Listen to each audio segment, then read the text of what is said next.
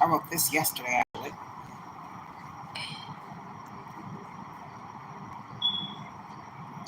Before I get into Queen's Gold Medal, let me tell you a little bit about how I came across it. um, I was looking up the different type of poetry styles. What caused me to look it up is when Tamara did her poetry in her book Wild Rose and Bloom. I said, I've never seen that type of poetry before. And so I got to researching, and there's over 50 types, but the most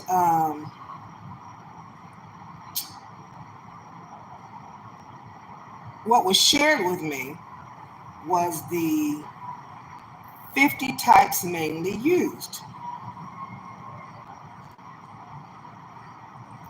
And I said to myself, well, if I'm looking up what this is, then somebody else probably is unaware of the type of different poetry that is out there.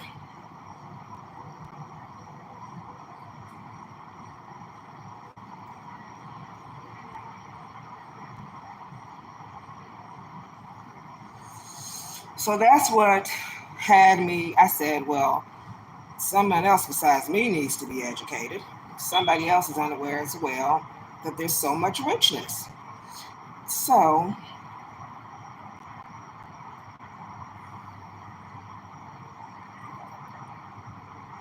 that's how the song was crafted. I then went ahead and I looked up the 10 most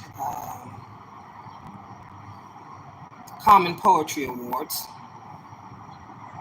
as well as songwriting awards. I'm very inquisitive.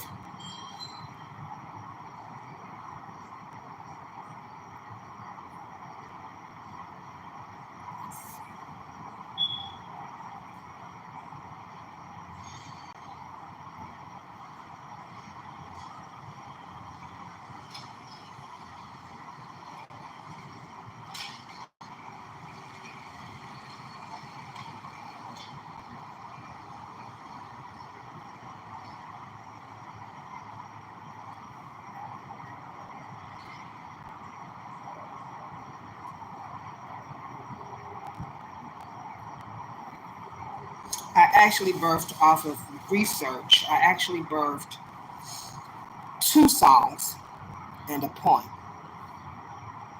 I will read to you the poem first. In the beginning, there was rhythm and verse, a tapestry woven from the ancient threads of sonnet, haiku, and free verse, narrative, lyric, and ballad. These forms were not mere words on a page, but they were the very essence of life itself, encoded deep within the DNA of the storyteller. They were the blood that coursed through the veins, the breath that whispered in the wind, and the pulse that echoed through time. These were the diggable planets, born of a lineage steeped in tradition and spirituality, where every word was a prayer and every poem a testament to the power of the ancestors.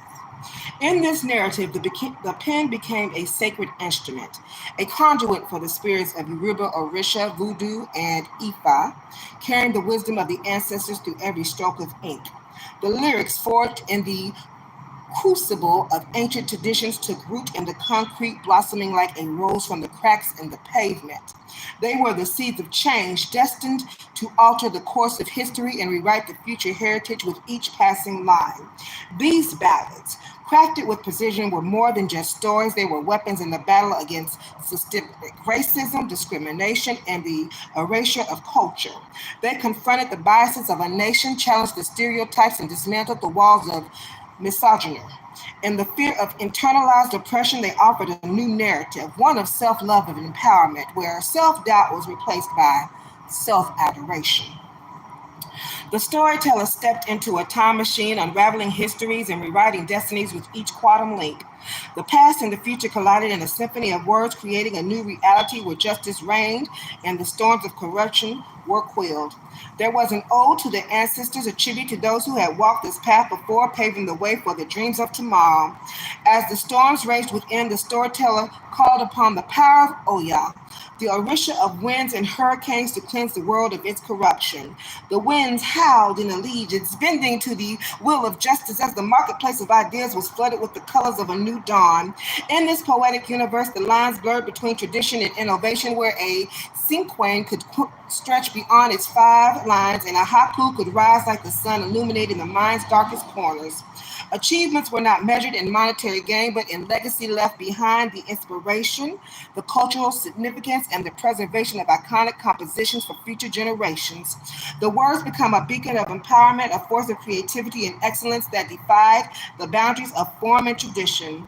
Terzanel and Potom danced in the night sky, their stars shining brightly in the cosmos of literary innovation. Coins of silver and gold were exchanged for the currency of rhyme and meter, each line flipping like a coin, each verse a treasure trove of poetic wealth. The storyteller buried the past using confessional poetry as a machete to cut through the underbrush of history, revealing the hidden truths behind the fallen leaves of time. The mind, ever curious, explored the outer reaches of existence, questioning the origins of humanity and the mysteries of the cosmos. In this world of worlds, the illusion of the matrix dissolved, revealing the fragmented reality of existence. The storyteller navigated through the prose, poses, and tender buttons of life, capturing the essence of human experience in snapshots of poetic brilliance. Found poetry emerged from the chaos, a witch's brew of zodiac signs and ancient symbols, revealing the hidden truths in the stillness of the night.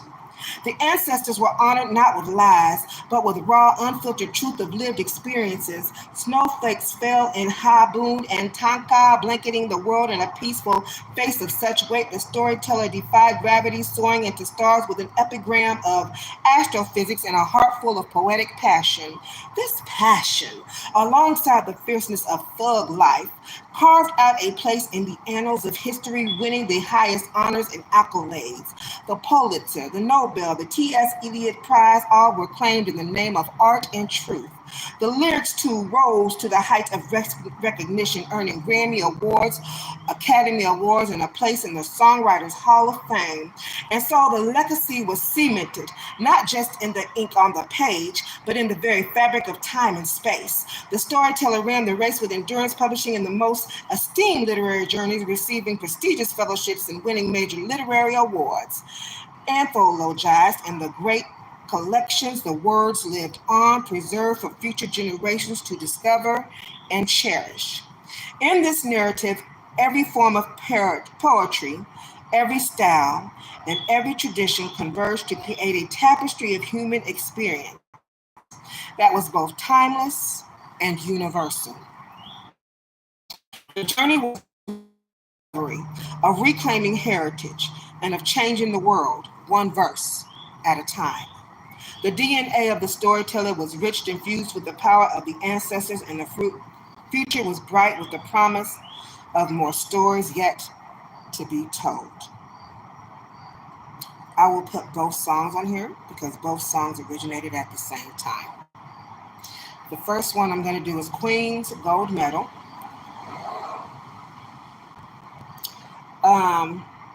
The thought process is to have a male rapper, a female rapper, a male spoken word artist, a female spoken word artist, a neo soul singer, one female, and one male.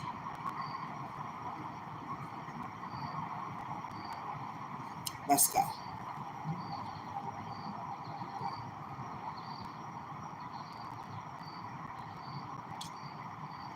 Queen's Gold Medal, rap, female. I am the soul need, the haiku, the free verse, narrative, lyric, and ballad, giving birth to diggable planets. In my DI, I'm the rhythm and rhyme. My pen spews haikus, bleeds old, free verse, epic tales, changing narratives in my lineage, my heritage sealed with the legacy of ancestors. Rapper, male. Yoruba, Orisha, tradition, voodoo, Ifa, ancestor reverence, nature's embrace, comedic spirituality, deep-rooted lyrics sealed through the concrete, a rose blooms from my feet with every ink stroke. I reconstruct the future, erasing systematic racism, discrimination, stereotypes, and cultural erasure. Spoken word artist, female. Dismantling bias, smashing missing wire. Internalized oppression finds no home here. No self-doubt, only self-love. I am the ink that writes our history. Spoken word artist 2, male. A legacy forged in rhythm blues, covered in crushed eggshell dust. I dance in cemeteries with every line. I shape the future. Both spoken word artists together. Queen's gold medal under the pontoon sky. Stars shine. Legacy. Verse 1, female. I am part of the human equation, solving riddles to save us from self-sabotage, replacing it with agape, Shara Irene, Macrothumia, Sea-Strotes, Agathosoon, Pisces, Paris, Ekratia. Step into my time machine. Learn histories in reverse, quantum leap and fast forward. Ode to my ancestors, because of them I dream, I reach. Hook, chanted throughout the remainder of the song softly. No self-doubt, only self-love. I am the ink that writes our history. A legacy formed in rhythm and blues, covered in crushed eggshell dust. I dance in cemeteries with every line. I shape the future. Queen's gold medal under the phantom sky. Stars shine. Legacy. And then comes the male verse 2. All right.